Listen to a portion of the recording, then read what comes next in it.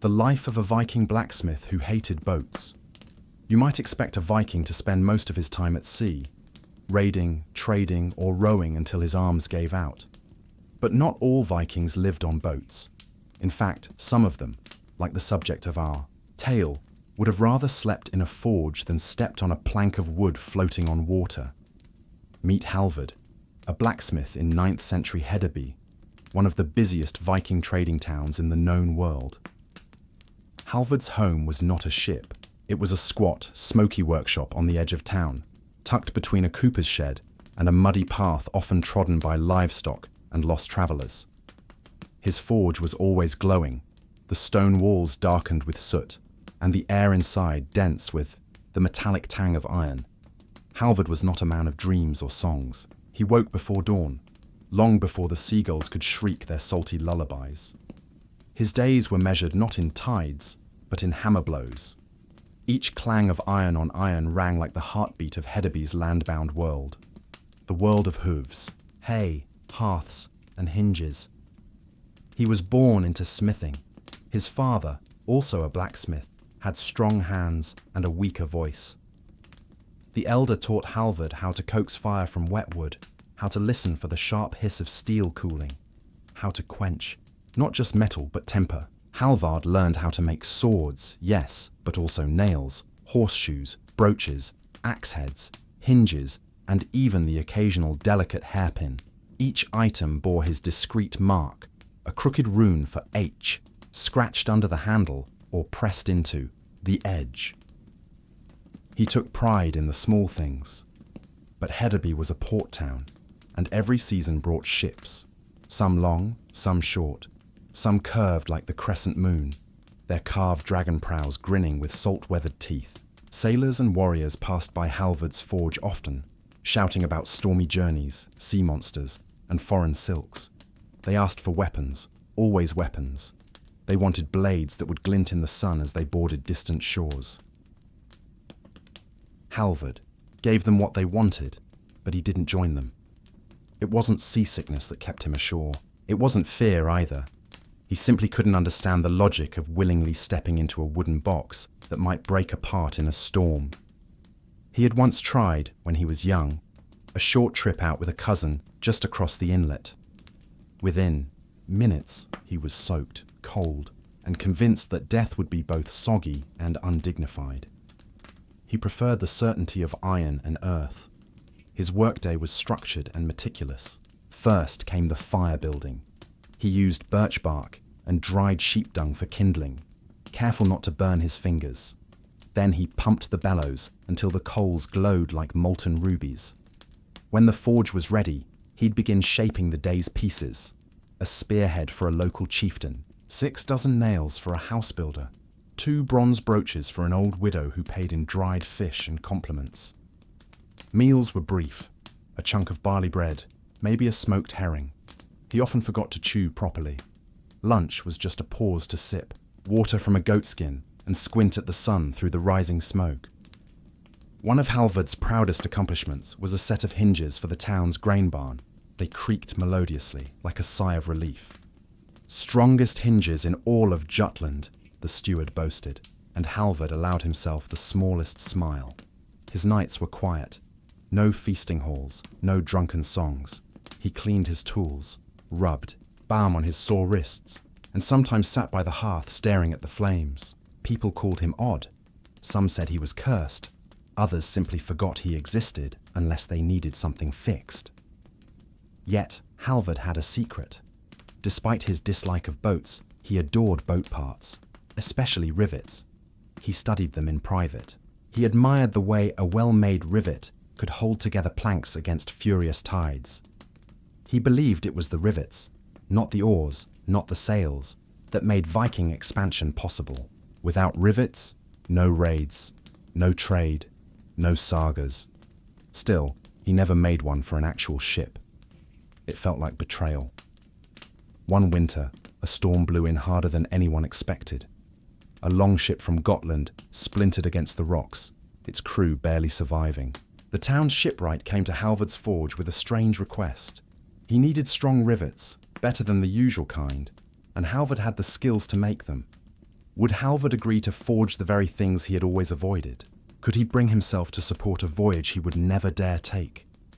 The air in Hedeby had changed. Winter lingered in the muddy streets like an unwanted guest. The shattered longship, what remained of it, was dragged ashore piece by frozen piece, splintered planks, broken mast, a figurehead twisted like a shriveled root.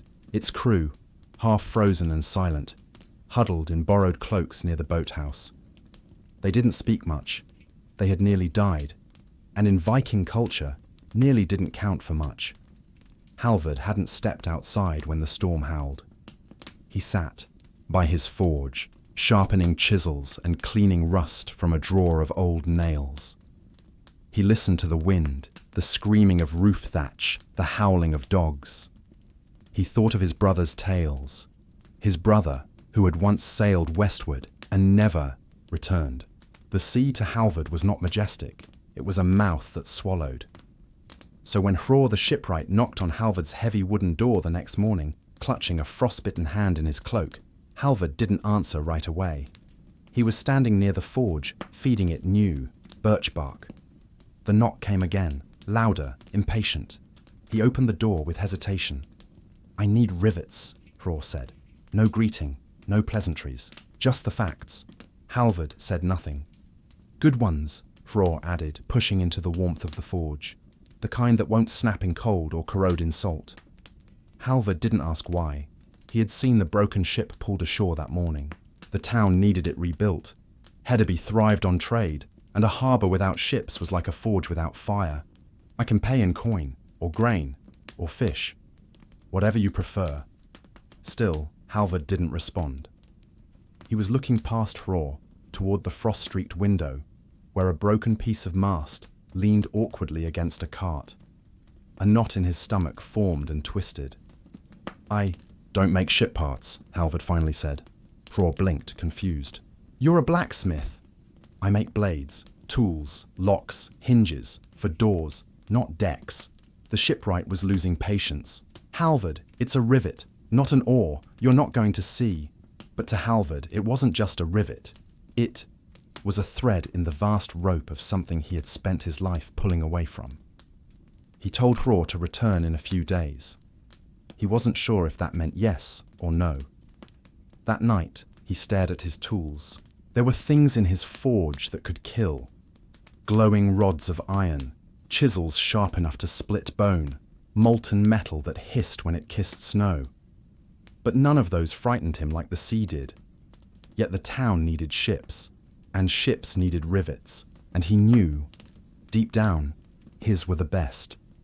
So, reluctantly, he agreed, but not in public. He closed his doors tight, worked only at night, and quenched the forge before sunrise. He made rivets unlike any others in the region. Not just iron, he mixed trace elements of nickel and carbon, small changes that made the rivets more resistant to corrosion. He ground their edges smooth so they wouldn't catch on sails or rigging. He even carved tiny runes on the underside of each head, useless in function, but meaningful to him. Protection runes, against the sea. He delivered them in sacks at dawn and never lingered. Hror knew better than to speak of it. The ship was rebuilt, slowly. The hull curved gently like a swan's back. The deck was reinforced. The sails were repaired with linen-dyed ochre to match the fading sunset. And the rivets, Halvard's rivets, held it all together. Still, Halvard refused to step near it. People began to talk. They wondered why the town's most skilled metalworker wouldn't boast about his contribution. Most men would take pride in arming a ship that could cross oceans. Most men would stand tall on the docks, watching their craftsmanship vanish over the horizon. But Halvard stayed behind. He didn't even come to the naming ceremony. When the ship finally left port, bearing furs and amber south toward the Frankish coast, Halvard was at his forge, hammering out a door latch for the cooper's apprentice. He thought that would be the end of it, but it wasn't. Months later, the ship returned. Not only did it survive, it thrived. The merchants aboard spoke of smooth sailing, quick trade, and even an encounter with pirates that ended with barely a scratch. One sailor insisted it was because the ship held together like a bear's jaw. Word spread. Halvard's rivets were good luck. More commissions came, and this time they came in public. Merchants, chieftains, even a jarl from Ribe, all wanted his rivets. They promised gold, land, reputation. They wanted to sail on ships held together by his quiet magic. Halvard said no. One morning, a trader asked him directly, "Why don't you come with us, blacksmith? You'd see your work on the open sea. You'd understand what it means to build something that moves." Halvard looked at him and said, "I understand what it means to build something that stays." The trader laughed, confused. But Halvard wasn't joking. He had seen enough people leave Hedeby and never return. His rivets could risk the journey, but not his soul. He belonged to the soil, not the salt. Still, the commissions kept coming, and slowly he gave in. Not to every request, but to some. He created a quiet routine, rivets only on Tuesdays, everything else, the rest of the week. That way, he could keep his balance. In time, a kind of compromise formed between him and the town. He would remain the landlocked smith, the man who shaped the sea but never tasted it. The odd part was this. Halvard started to enjoy making ship parts. He never told anyone, but the repetition of it, the cool ring of rivet heads as they dropped into the bucket, the smell of iron at the right temperature, the silent click when the tongs let go, soothed him. It was like solving a puzzle he never meant to solve, but the sea still scared him. One day, a storm arrived as quickly as the last. A different ship, one he hadn't worked on, was caught and torn apart. Bodies washed ashore. A boy, no older than 16, knocked on Halvard's door, shivering and lost. The crew had perished. The boy had survived by clutching a piece of the mast, iron strapped, but not Halvard's work. The boy was scared. Halvard gave him stew, a blanket, and a place by the fire. That night, the boy asked, "Do you think ships are safe?" Halvard stared into the coals. "Nothing is safe, but some things are strong." The boy didn't understand. He was already asleep. Halvard never told anyone about that conversation. By now, he had a reputation he didn't want. Some called him the Iron Keeper. Others said he was half-dwarf, like the mythical smiths who made Odin's spear. Sailors began to touch the side of his forge for luck. One man carved his name into the doorpost. Halvard painted over it. He never wanted glory.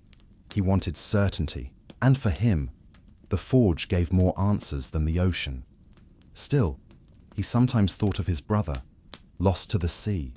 And he sometimes thought of a future where, maybe, a ship made entirely from his hands would cross waters without faltering, and where the people aboard would never know the man who kept them safe from behind the smoke and soot.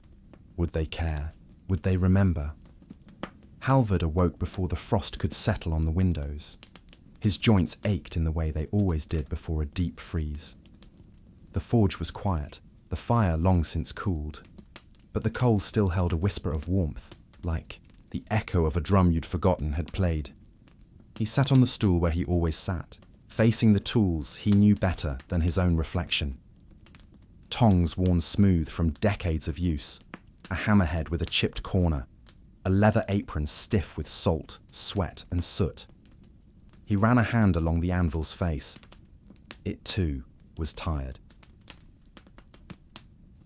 In Hedeby, people spoke his name now, not in reverence, but in association, like a landmark, not a legend.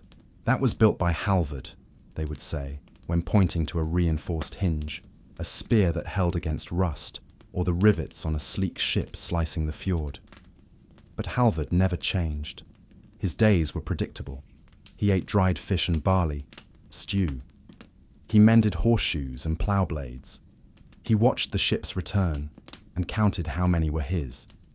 He never stood too close to the docks, though, always far enough to see, never enough to feel. Then came the letter. It was folded in lambskin, tied with sinew, delivered by a boy with ink-stained hands and nervous eyes. Halvard had never received a letter before. He wasn't sure what to do with it. From Jarl Sten of Ribe, the boy said. Halvard stared at it for a moment too long. Then he untied it. The letter was short, direct. The Jarl was planning a voyage east, past the Baltic, beyond the lands of the Slavs, toward rivers that curled like veins into the steppes. It was a diplomatic journey, dangerous, long, ambitious. The ship would be new, the crew handpicked, and it would be held together with one thing, Halvard's rivets. But there was more. The Jarl wanted Halvard to join, not as a sailor, as the ship's keeper. A new idea, a permanent blacksmith aboard, responsible for maintenance, weapons, emergency repairs. One voyage, high pay. Your work deserves to see the horizon it holds. Halvard folded the letter in silence. He did not sleep that night. Over the next few days, Halvard moved slower. He stared at the forge without working it. He wandered the outskirts of the town, hands in his cloak, boots crunching through icy grass. People noticed. They whispered, "Is he sick? Has he finally gone mad?" Maybe he's considering it. It wasn't madness. It was war between two instincts, to build what lasts and to see where it leads. For decades, he had avoided the ocean, and yet everything he made moved across it. It was, perhaps, inevitable. He accepted, not with a speech, not with a grand gesture. He simply walked to the dock one morning, found the shipwright and said, "If I'm going to do it, I'm going to make everything, from hull nails to anchor rings. If it sinks, it'll be mine to answer for." The news spread fast. Some were surprised. Some celebrated. Others doubted it would ever happen. But Halvard changed. He didn't become jovial or open, but purposeful. He worked with a pace no one had seen before. He rebuilt the forge to mold larger beams. He crafted a portable anvil that could be bolted to the ship's deck. He even made a custom iron box to store charcoal that wouldn't rot from sea air. The ship's name was Skjaldnar, meaning shield bearer. It was a beauty, long and lean, with lines like a drawn bow, and sailcloth dyed with crushed elderberries. The dragonhead prow was carved with sharp features, fierce but elegant. And inside, hidden beneath the deck and behind the tool chests, were hundreds of Halvard's rivets, stamped with protection runes he now did publicly. Before they launched, a feast was held in the Jarl's hall. Halvard sat quietly at the edge of the long table. He didn't drink much. He didn't speak unless spoken to. But when the Jarl raised a horn in his name, the hall roared, and Halvard merely nodded. He boarded the Skjaldnar at dawn. The departure was quiet by his request. Only a few watched from shore. The blacksmith stood near the mast, clutching the railing. The wind caught the sail. The ship leaned, then slipped forward. The land pulled away like a painting melting into fog. He didn't get seasick, not once, but he didn't sleep either, not properly, for days. The groaning of wood, the slap of waves, the salt in the air. He catalogued every sound, every jolt, every rivet he imagined coming loose. He checked them often, more than needed. But over time, he realized something strange. They held. He was strong on land. But here, floating over a place he had feared all his life, his strength was somewhere else. In steel, in symmetry, in secrets no one else cared to understand. One evening, the crew rowed quietly while a copper sun sank into the sea. Halvard sat near the prow, his hammer on his belt. A young sailor approached him, cautious. "Is it true," he asked, "that you never meant to sail?" Halvard looked out across the water. "I meant to stay behind," he said. "But it turns out, some things follow you until you face them." They sailed for weeks, down the Baltic, past Rügen and Bornholm, through the narrow rivers of what is now Lithuania and Belarus. They bartered with merchants. They fixed broken rigging. Halvard repaired an anchor pin with nothing but spare nails and heated wire. Word of his skill spread beyond the crew. Some villages came out not to trade, but to watch him work. Then came the storm. Not a howling tempest like the ones off Norway, but a cold, sneaking gale that crept over them one morning, with rain like steel, needles and waves that hit at odd angles. The mast cracked, a beam split. Halvard moved like a ghost, calm, precise. He barked orders the crew didn't know he had in him. He wrapped iron bands around the splintered mast base. He wedged a carved brace beneath the deck. He reinforced the hull mid-storm using nothing but rawhide, pitch, and curses. The ship survived. Afterward, the crew treated him differently. They offered him better food. They asked his opinion. They started calling him Smidabani, the smith who defeats. He didn't like it. When they finally returned to Hedeby, nearly 3 months later, Halvard stepped off the ship and walked straight to his forge. He didn't attend the welcome feast. He didn't want applause. He lit the coals, pulled on his apron, and hammered a chisel for the wheelwright's son. His heart was lighter, though. He still didn't like boats, but he understood them. He made more ship parts after that, but only for ones that served people he respected. He refused jobs from raiders. He turned down a king once. Instead, he taught an apprentice, an orphaned girl from the harbour who could hold tongs like a warrior. She called him Old Salt, even though he rarely used any. When Halvard died, many years later, it wasn't in battle or on the sea. It was beside the forge, seated, his hands folded. They buried him with his first hammer. Not in a longboat, not in a barrow, just a simple grave, with a stone etched with words he never wrote. Built for the sea, chose the land. And now, centuries later, you walk past what's left of Hedeby. Stones, mounds, and shadows. You find iron fragments in the ground, corroded and unmarked. Somewhere in a museum, a rivet may sit behind glass. No one knows whose fingers shaped it. But the ships it held, those crossed oceans. So you wonder, was Halvard wrong to fear the sea? Or did he simply understand it better than most? The world is held together by those who count what others forget. Anonymous Sumerian inscription, ca. era 2100, BCE, before there were kings with crowns, or generals with armies, or poets with songs. There were scribes, quiet figures hunched over clay tablets, styluses in hand, marking the passage of days in rows of neat, wedge-shaped script. Our story begins not with a war, or a flood, or a temple, but with a missing ox.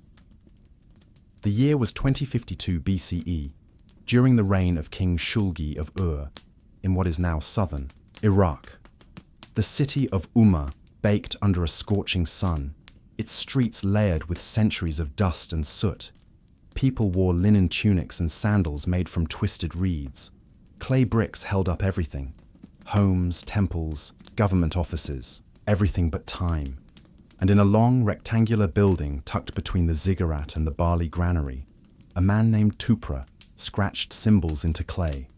He was a scribe, a dubsar, trained from boyhood to read and write cuneiform, the ancient writing system of Mesopotamia. His job was not to compose epics or write prayers to the gods. His job was numbers, ledgers, inventories, receipts. He was the man who counted barley. Tupra had thin shoulders, calloused fingers, and a peculiar way of blinking when he thought hard. He owned 2 tunics, both patched, and lived in a single-room dwelling not far from the school where he had learned his trade. He had no wife, no children, and, by his own admission, no great ambitions. But he had order. Each day began the same. Whey, a cup of sour beer made from old grain, a small barley cake, and a slow walk past the temple of Inanna, where the priestesses swept the steps in silence. Then to the office, where he would unstack the previous day's tablets, dampen them with water if they were drying too quickly, and begin again. The day the ox went missing, he was halfway through counting baskets of lentils for temple offerings. Man burst in, the overseer of the animal pens, panicked, sweating. An ox is gone. From the royal herd. Tablet 413, it's missing. Tupra didn't stand. He merely blinked. Did you check the tethering post? Yes. The south pen? Yes. Tupra unrolled a small scroll of smoothed clay that listed animal distributions from last week. He turned to a fresh tablet. With slow, deliberate strokes, he began to write. 1 ox, male, mature, age 6, gone missing from pen 4. Reported by Kidu, overseer. Date, month of the flood, 7th day. No judgment, no accusation, just facts. Clay preserved them better than people. The truth, of course, was that this was not the first missing ox. Over the past month, discrepancies had begun to appear, small at first. 1 basket of barley fewer than listed, 2 missing amphorae of oil. Tupra noticed. He always noticed. But he said nothing, preferring patterns to people. Now, though, he was annoyed, not at the loss, but at the inefficiency. Things were not aligning. And that, to a man like Tupra, was far more disturbing than theft. He reopened a previous tablet from 4 weeks earlier. The math didn't lie. Someone was shaving off supplies to understand why this mattered. You must understand the machinery of Sumerian bureaucracy. Mesopotamia, around 2000 BCE, wasn't just temples and myths. It was spreadsheets made of clay, logistics measured in cubits and minas. Grain flowed like currency. Every farmer, brewer, laborer, and priest relied on a complex system of ration distribution, stockpiling, and tax in kind. Bureaucrats like Tupra were the nervous system of the empire. If 1 ox went missing, it disrupted the temple offerings. If 2 amphorae of oil vanished, a family of workers might go without their monthly share. If barley was miscounted, famine could follow. Everything hinged on balance. Tupra didn't rush. He didn't shout. He began reviewing tablets, hundreds of them, line by line. Grain for month 1, 1,245 baskets. Month 2, 1,220. Month 3, 1,189. Month 4, 1,152. Not a theft, a pattern. He suspected the corruption wasn't from the bottom. Too many eyes at that level. It was someone higher.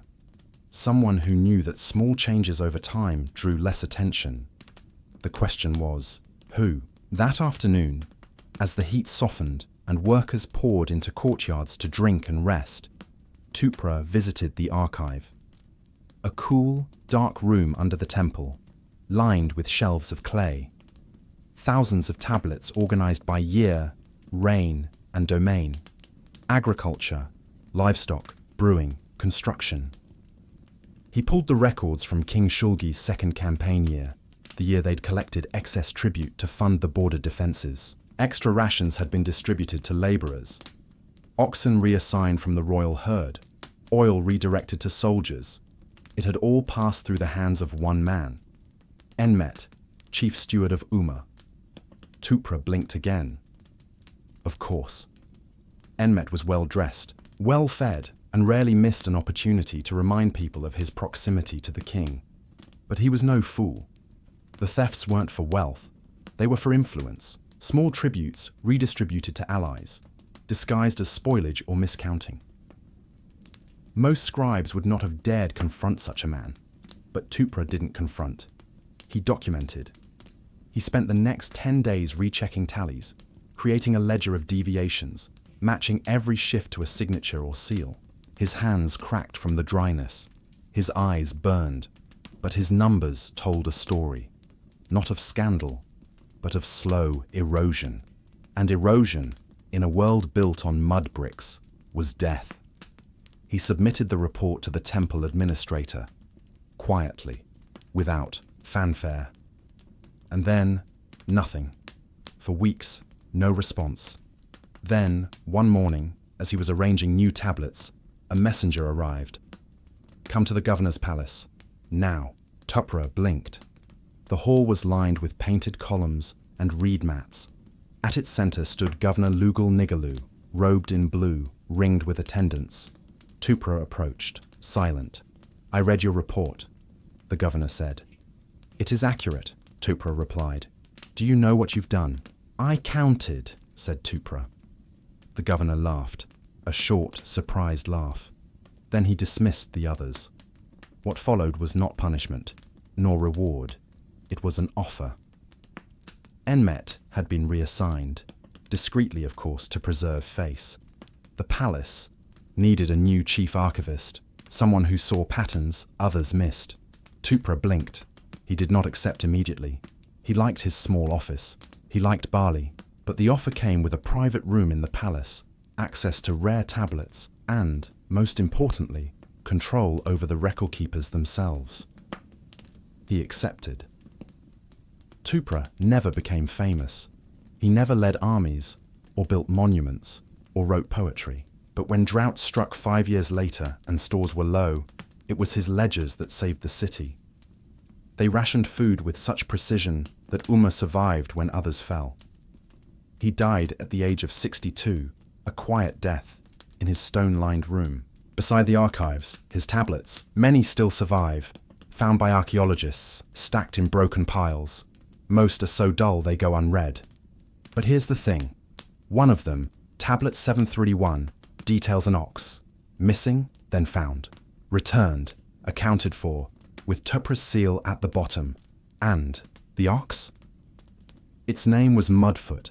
And now, as you picture that dry, wind-blown plain thousands of years ago, where scribes worked with nothing but clay, sweat, and silence, you might wonder, how many times has the world been saved by someone counting lentils in the dark?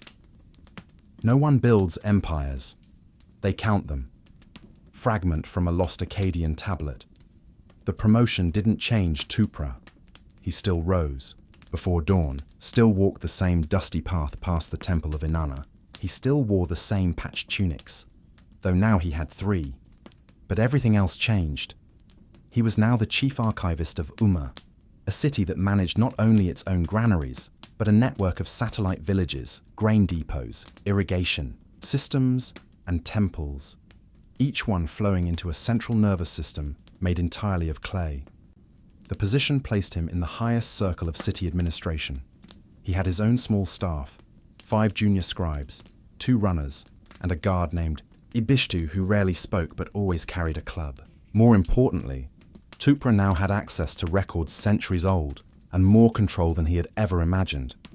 Control not over people, but over information. In ancient Mesopotamia, control over information was power, because if you think about it, no city truly ran on stone or fire or war. It ran on lists, who received rations, who owed grain, who was assigned which canal to dredge during flood season, who was exempt from temple labor, who had paid their bride price, and who had not. These were the things that held the ancient world together. Without them, civilization crumbled like a dry clay tablet. Tupra spent his first few months in office doing what no one had ever done. Reorganizing the archives. He developed a new system for cataloging tablets, not by date alone, but by transaction type, trade contracts, temple allocations, royal requisitions, punishments, marriages, inheritance claims, festival inventories. He even created a cross-reference list, painstakingly etched over weeks, linking debt records to family trees. His most radical change, he began recording not only what was done, but what was left undone.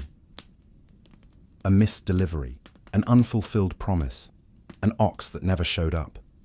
He documented omissions as carefully as actions, not out of suspicion, but because Tupra had learned something from years in obscurity. History didn't collapse from what people did. It collapsed from what they failed to do. His fellow administrators, at first annoyed by the paperwork, eventually grew dependent on it. When the temple priests couldn't find a record of a promised shipment of incense, it was Tupra who produced a faded but legible tablet showing that the shipment had in fact been redirected 2 years earlier to a flooded shrine.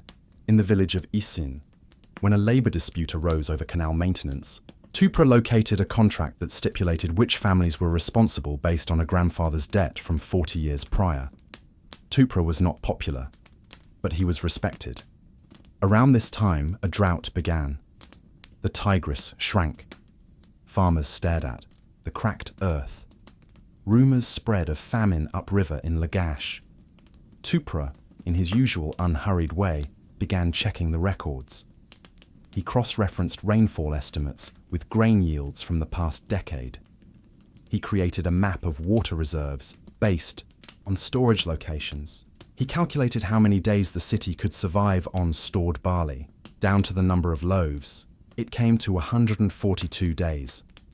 He showed the number to the city governor, who paled. Tupra proposed rationing before panic set in. The governor hesitated. Cutting rations would anger the wealthy families, the temples. Even the royal granaries had been known to lose a shipment or two when times were hard. But Tupra insisted. "We ration now, or we riot later," he said. Not as a threat, but as a mathematical truth. The governor eventually agreed, on the condition that Tupra handle it. So he did. The rationing was not equal. It was efficient. Each family received an amount of barley calculated by age, occupation, and seasonal need. Temple servants received more, since rituals were tied to civic stability. Canal diggers received high rations due to physical labor. Children under 5 were assigned 0.6 shares per day. He even had symbols made for the most common rations, etched into small, rounded tokens distributed with the barley to ensure compliance. Each token bore a seal.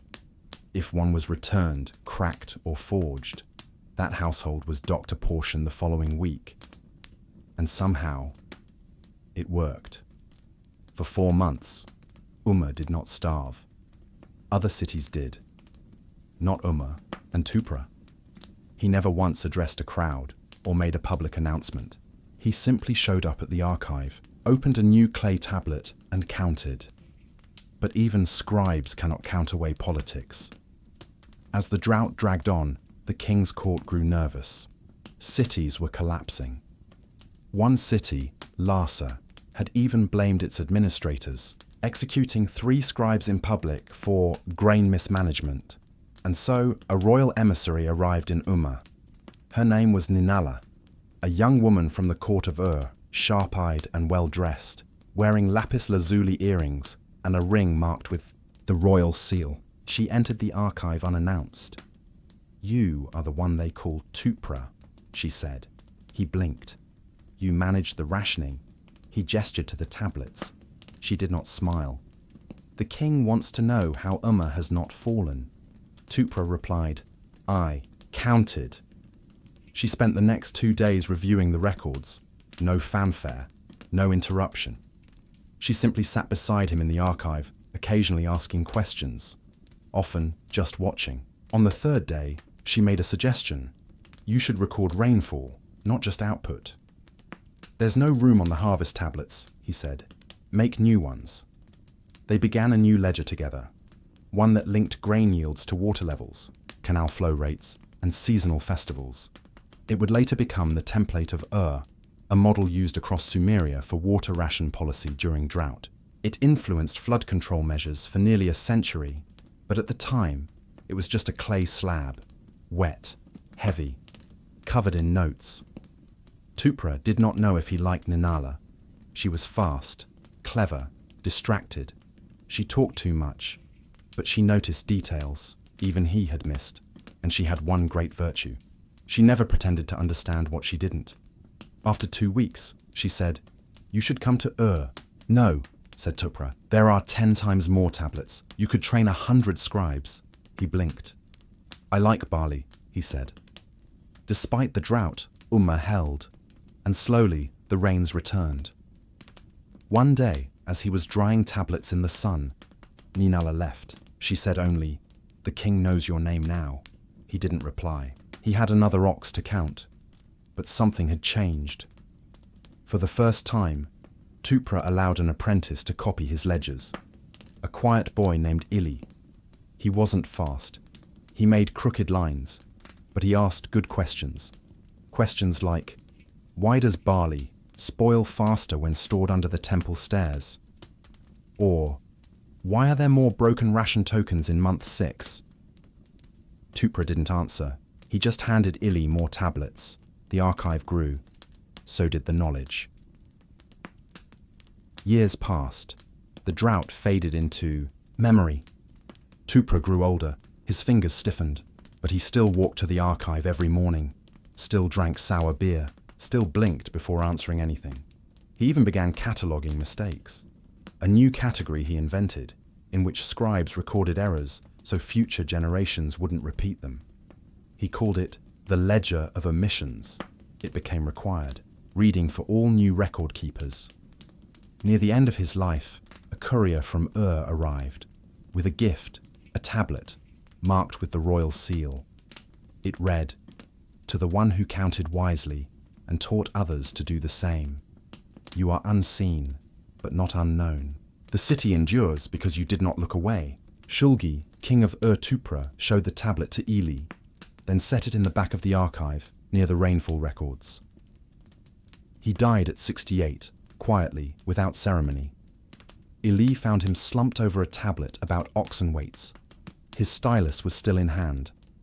Somewhere, perhaps in a museum drawer, that tablet still exists, smudged, heavy, inscribed with the final unfinished line, weight discrepancy, 2 shekels, a mystery unresolved.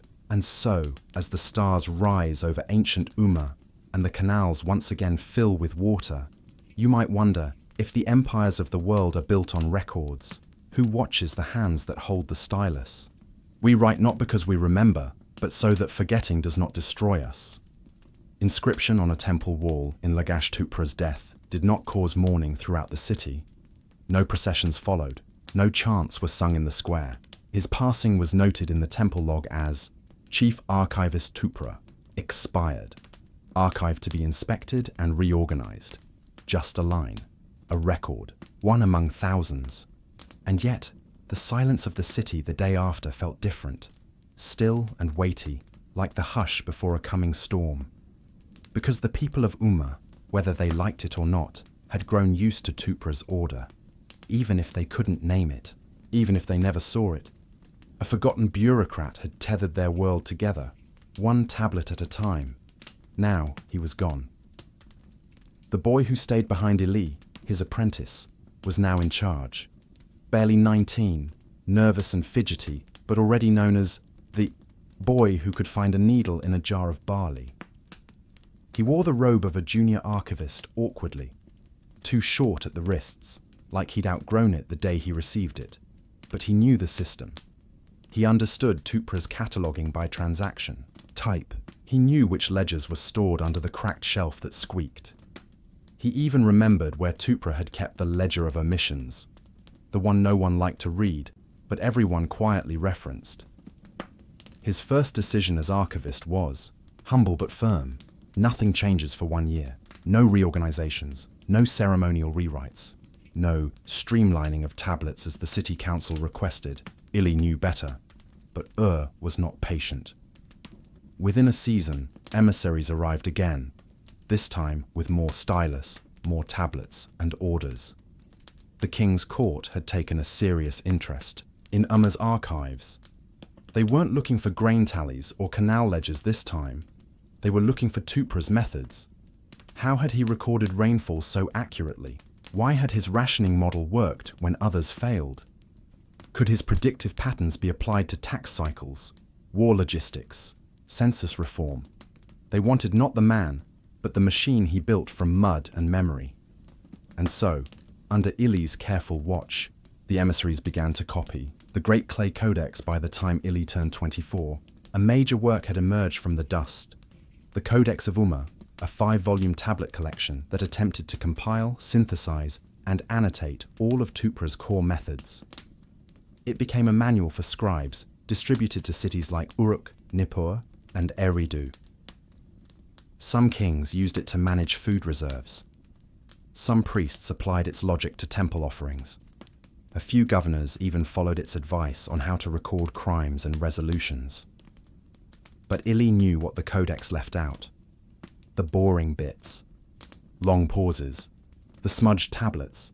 The hours spent calculating the value of sheep dung as compost. The times when nothing was written at all, because Tupra was simply thinking. Tupra, after all, hadn't written for glory. He had written because without writing, chaos crept in. What the flood carried, it's a strange thing to imagine a civilization, run on clay, but that was Mesopotamia. Words weren't spoken to last. They were pressed into tablets, dried in sun, filed in shelves, passed between generations like brittle time capsules. And when flood came, as it often did, those clay tablets either survived or became slurry. A particularly devastating flood struck just 5 years after Tupra's death. Ili, older now, waded into ankle-deep water in the archive, hauling tablets to the roof, arranging them like sacred offerings to the sky. He lost 17, including one from the ledger of omissions. It broke his heart. Not because it was valuable, but because he remembered the conversation behind it. Tupra had said, "This error, I made it. Don't erase it. Let someone see it one day." Now that tablet was mud. And yet, even in grief, Ili remembered something his teacher once told him. Nothing is permanent, but permanence is not the point. Continuity is. He wiped his hands, dried the remaining tablets, and inscribed a new line. Flood of Year 6, Ledger 16th. Lost. Content reconstructed from memory. It wasn't perfect, but it would endure. The tablet. Whisperers as decades passed, Tupra's legacy transformed. Scribes across Sumer began to reference his models. His rainfall log was copied into royal archives. His cross-referencing system was adopted in Lhasa to track livestock yields. Eventually, a school in Nippur began teaching Tupra's table, a diagram showing how grain allocations should adjust in drought, flood, or war. Young scribes called it the boring math and grumbled while copying it. But the elders, they knew, because every time a famine was averted, every time a riot didn't happen, every time a governor avoided war by rationing early, a whisper echoed across clay and time. Count like Tupra did. The visitor from the future centuries later, in a different world entirely, a modern archaeologist knelt in southern Iraq, brushing dust from what appeared to be yet another Mesopotamian ration. Tablet, a small thing, unassuming, just numbers really. She set it aside until she noticed the seal, faded but legible. It bore a symbol she'd seen only once before, the stylized barley stalk of surrounded by tiny concentric waves. It matched. A tablet in the British Museum labelled Codex Entry 4C, Method for Drought Allocation, Provenance Unknown. She gasped. What she held might have been part of the original Codex of the bureaucrat's blueprint, Tupra's forgotten legacy. She didn't know his name, of course. History rarely remembers scribes, but that day, back in her tent, she wrote, "This method suggests a surprisingly advanced understanding of predictive resource modeling. The author remains unidentified, but demonstrates deep bureaucratic logic and resilience during crisis." Tupra would have blinked at that, then quietly gone back to counting oxen. Eternal ink. And so, what did Tupra leave behind? Not monuments, not conquests, not myths. He left systems. He left the idea that survival depends not on glory, but on grain. Not on kings, but on columns of numbers. Not on shouts, but on styluses. A bureaucrat. A scribe. A man who understood that history survives in the quiet things. Like the difference between 47 and 48 jars of barley. Like the note that says, "Don't forget the 5th child in that household." Like the smudged line that simply reads, "We will need more." And tonight, as you listen, eyes heavy, thoughts fading like wet ink on sun-dried clay, maybe you'll remember that somewhere in the ancient dust, beneath the ruins of a long-dead city, there once sat a man in silence. And because he wrote, because he counted, because he remembered, the world held together. Silence is not the absence of sound, but the presence of purpose. Carthusian. Saying, circa 12th century. The Abbey of St. Leodegar sat like a stone thumb pressing into the wooded heart of Burgundy. Surrounded by thick oaks, moss-covered paths, and a shallow river that hummed more than it flowed, the abbey had long ceased to be of importance, if it ever was.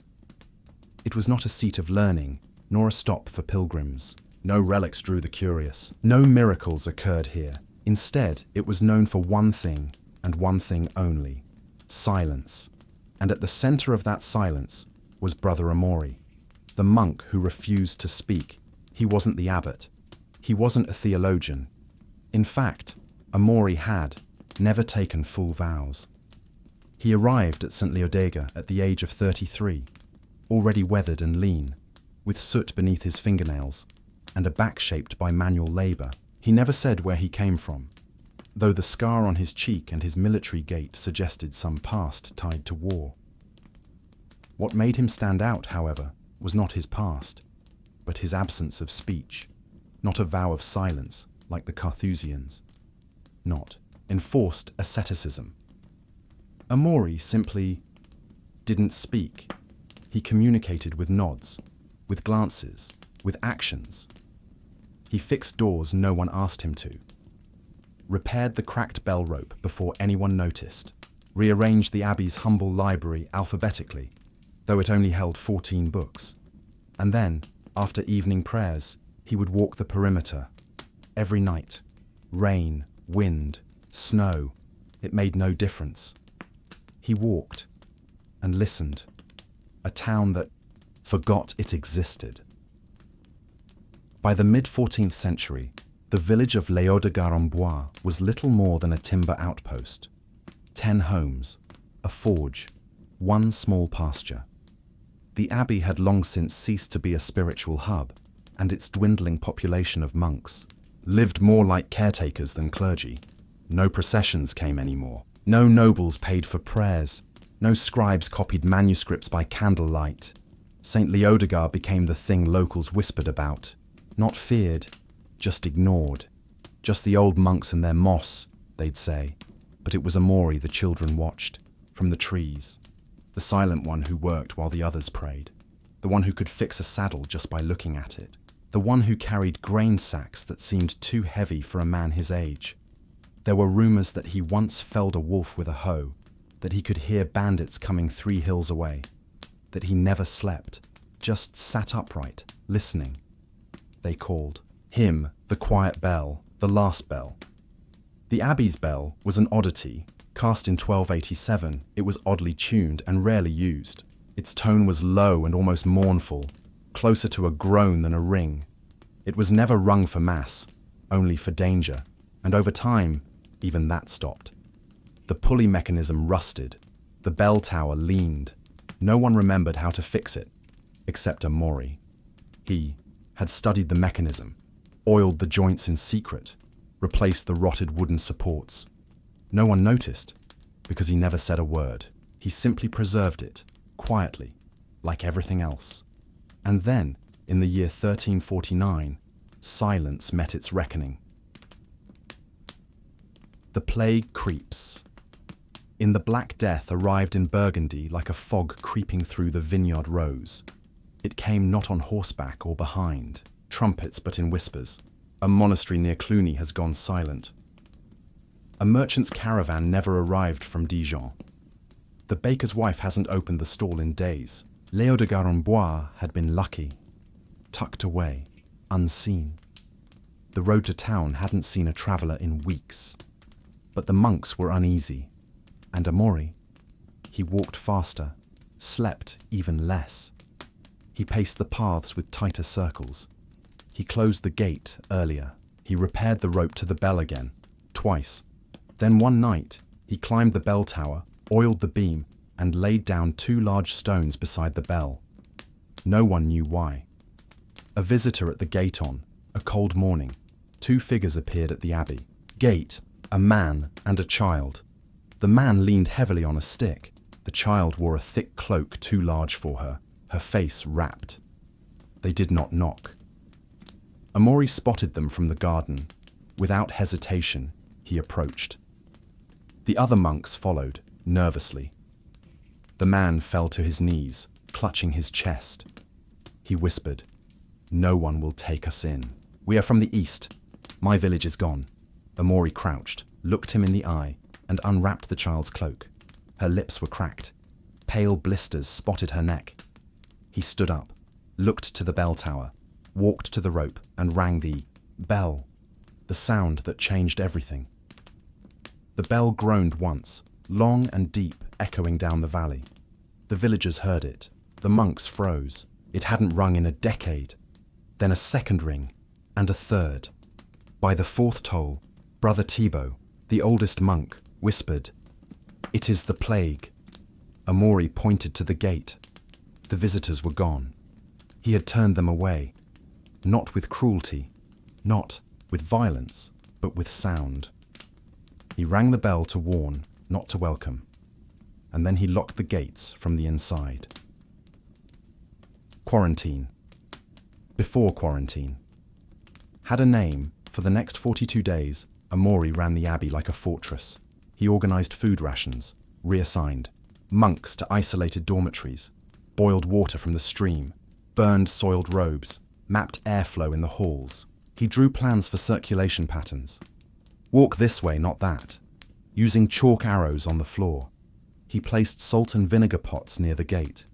He even created a rotation for reading scripture aloud from behind closed doors, so each monk could still hear the word without being near another soul, all without speaking a word. When asked, "Why this?" or "Why now?" he would point to the bell. 4 tolls. That was all they needed to know. The miracle of mundanity. While abbeys too, the north fell into chaos. While towns closed their wells and fought over bread. While cities emptied their streets with carts of the dead, St. Leodegar survived, not because of divine intervention, but because of a monk who watched, who listened, and who acted early. He'd seen the signs in the traveller's eyes, in the child's cloak, in the way birds no longer gathered near the gate. He hadn't spoken, but he had heard enough. As the days stretched into weeks, the Abbey of St. Leodegar settled into a rhythm dictated by the quiet resolve of its inhabitants. The plague outside raged like an unseen storm, and inside, life was measured in soft footfalls and whispered prayers through closed doors. The monks moved like shadows, careful not to cross paths unnecessarily. Yet the silence was not empty. It was filled with purpose. Amaury remained at the heart of this quiet operation, the unseen conductor of the abbey's silent defense. Daily life, under quarantine. Each morning, the monks gathered in the refectory at staggered intervals, their meals apportioned carefully to minimize contact. Amaury supervised the distribution with meticulous care, ensuring the correct number of loaves, bowls of pottage, and cups of watered wine were handed out. He never said a word. Instead, his eyes and gestures spoke louder than any voice could. Outside the stone walls, rumors began to spread. Villagers whispered that the monks had locked themselves away to hide some secret. A few tried to approach, but the heavy wooden gate and the tolling bell warned them away. Amaury knew this suspicion was inevitable. People feared what they did, not understand. The soldiers arrive on the 30th day of quarantine. A contingent of soldiers arrived from the nearby town of Bone, clad in chainmail and bearing pikes. They bore orders to inspect the abbey and ensure no threat to the surrounding region. The leader, Captain Girard, was a grizzled man with a face weathered by years of warfare. He strode up to the gate and demanded entry. The monks stood silently behind, their faces pale but resolute. Amaury stepped forward, his gaze steady, and raised a hand towards the bell tower. 4 tolls sounded, slow and deliberate. Girard frowned. A warning bell? Against what? Amaury's only reply was a slow, deliberate shake of his head. Negotiating. Without words, Captain Girard sent one of his men to fetch the local magistrate, hoping reason would open the gates. But days passed with no change. Amaury continued his silent watch, repairing the defences, keeping the abbey's fragile order intact. Within the walls, the monks began to question whether their silent guardian was a blessing or a curse. Some longed for a voice, a leader who would explain their actions. Others trusted Amaury's calm resolve. In the meantime, the plague crept closer. A messenger from Bone brought news of entire villages emptied of life, fields left to wild grasses, and roads littered with carts of the dead. The abbey was an island of order amid chaos. But for how long? Amori's past revealed one evening, as twilight painted the sky in soft lavender. Brother Thibaut approached Amori quietly. "You have fought many battles," he said softly, "not with sword or shield, but with silence and will." Amori's eyes flickered, the only sign of emotion breaking his usual stoicism. Thibaut pressed gently. "Tell us, brother, where do you come from? What taught you such quiet strength?" Amori finally lowered himself to a bench and began to write, slowly and carefully. The monks gathered around as he revealed his story. The soldier who chose. Silence Amori had once been a soldier in the 100 Years' War. He fought in battles where noise was constant, clashing steel, shouted orders, the cries of the wounded. But after years on the battlefield, he grew weary of words that led only to violence. He sought refuge in silence, believing it a form of resistance and strength. A wound in his left cheek, received during a skirmish near Poitiers, was a reminder of the cost of speech, a cruel command that nearly cost him his life. He deserted. The army journeyed east and found the quiet abbey of St. Léodegar, where he vowed to live without uttering a sound. An unexpected proposal. With his past revealed, the monks understood Amori's silence was not just habit, but a vow born of trauma and conviction. Yet the threat outside required more than silence. Captain Gerard returned with an unexpected offer. A truce. The abbey would provide shelter and aid to travelers, only if the monks agreed to report any signs of plague immediately and allow the soldiers to establish a guarded checkpoint. Amori faced a dilemma. Accepting would break the quarantines. Isolation. Refusing could mean siege or worse. In the end, Amori nodded, signaling with a calm hand gesture. The monks prepared to open the gates under strict rules. A quiet victory. The checkpoint was established. Travelers were screened. The bell tolled once daily as a reminder and signal. The abbey remained a beacon of careful order amid a world unraveling. Amori's silent leadership had evolved into something greater, a testament to resilience not through noise, but through measured, deliberate action. Yet, as the plague lingered, the question remained: how long could this fragile peace last? The days grew shorter, and the air heavier with the scent of damp earth and quiet despair. Inside the walls of St. Léodegar, the monks and soldiers settled into an uneasy coexistence. The checkpoint held firm, and the bell tolled daily, its sound both a comfort and a reminder of the fragile barrier between sanctuary and the world outside. Amori's silent presence had become the abbey's heartbeat, steady, unyielding. Yet beneath that calm exterior, a storm was gathering. The moral crossroads, one evening, a man arrived at the abbey gate. His clothes were tattered, and he carried a small child coughing weakly. The guards hesitated. The rules were clear. No outsiders. Allowed, without quarantine. Amori stepped forward, his eyes scanning the figures silently. The child's cough was faint but persistent, a sign the plague might have already taken hold.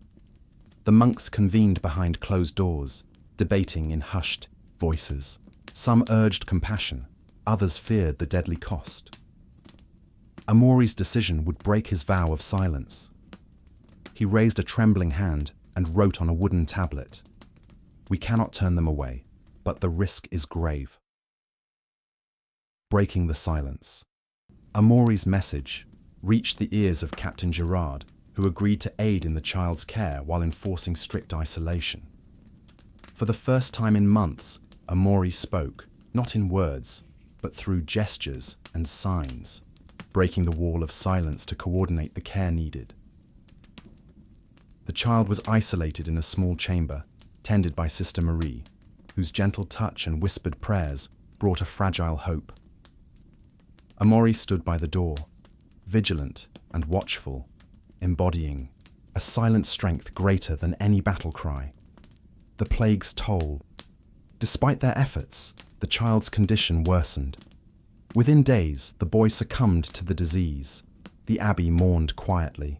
The bell tolled an extended lament, its sound echoing through the valley like a final farewell. Amori retreated to the bell tower, where he rang the bell himself, each toll a measured beat of sorrow and remembrance. A lesson in resilience. The death brought a sobering clarity. The plague was merciless, but so was the human spirit's capacity to endure. Amori's vow of silence, once a shield against chaos, became a symbol of measured acceptance and resilience. The abbey opened its doors more widely, offering refuge to travelers willing to follow strict quarantine. The monks kept records meticulously, a slow, deliberate chronicle of lives touched, lost, and saved. The abbey's lasting legacy years later, long after the plague had passed, the story of St. Leodegar's silent watch spread. Amori's silent leadership was remembered not for dramatic speeches or grand battles, but for steady courage in quiet times. The abbey became a place of pilgrimage, not for miracles, but for the memory of endurance through silence and the slow tolling of a bell that kept hope alive. Reflection, you might wonder how much difference one person's quiet strength can make in the face of overwhelming darkness. Amori's story reminds us that sometimes the most profound impact comes not from loud heroics, but from calm persistence, careful choices, and the courage to face uncertainty with steady hands. The bell of Leodegar still tolls in memory, a gentle reminder of resilience and the quiet power of endurance.